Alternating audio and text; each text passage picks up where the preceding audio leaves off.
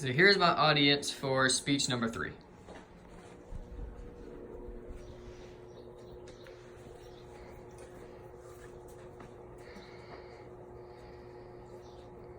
Okay, so now by a show of hands real quick, how many people think that owning a lion, tiger, snake, or crocodile as a pet will honestly be cool?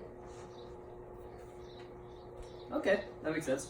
So as whenever I was a little kid, I used to joke, and even today I still joke of having a tiger or lion as a pet, because it'd be cool. I mean, think about it. If you have walking down the street with a tiger or lion as a pet, people would be like, whoa. I mean, you'd be noticed.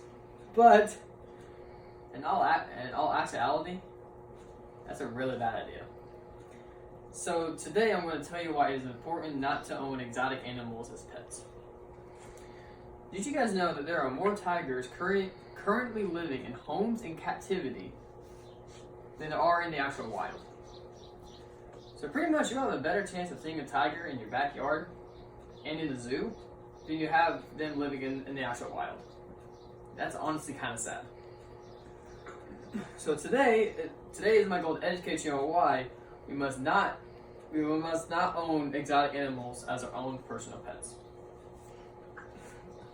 In order to keep exotic animals out of our homes and sanctuaries and stuff like that, is we need to educate the public on the ownership of these animals and how dangerous it can honestly be.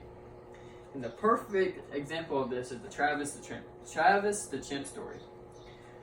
Travis the chimpanzee used to be a chimp that used to star in Old Navy commercials and Coca-Cola commercials. Now, I don't know if you guys remember him. I personally don't. But one day in 2009, Travis wasn't acting like himself, so his owner, Sandra Harold, gave him some medication in order to deal with his anxiety, which is what she thought he had.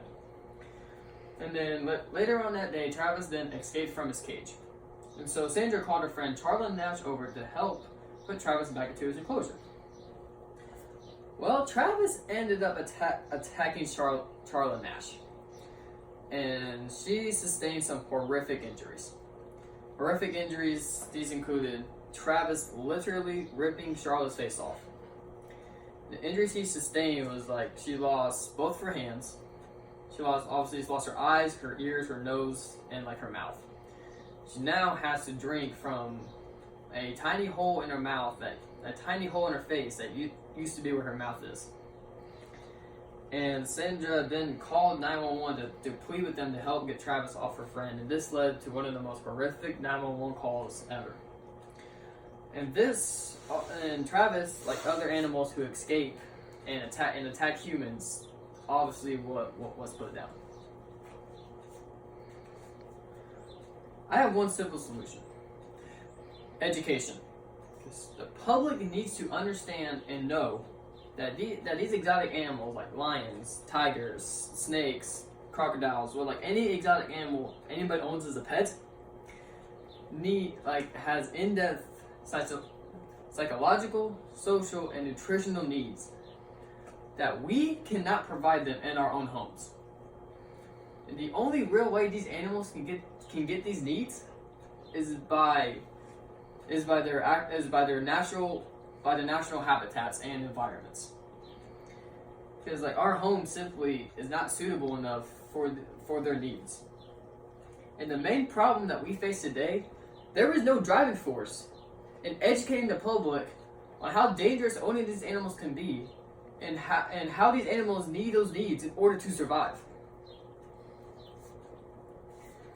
Like I said before, education is key to help into keeping these animals out of homes, and keeping from animals being harmed and the public being harmed as well.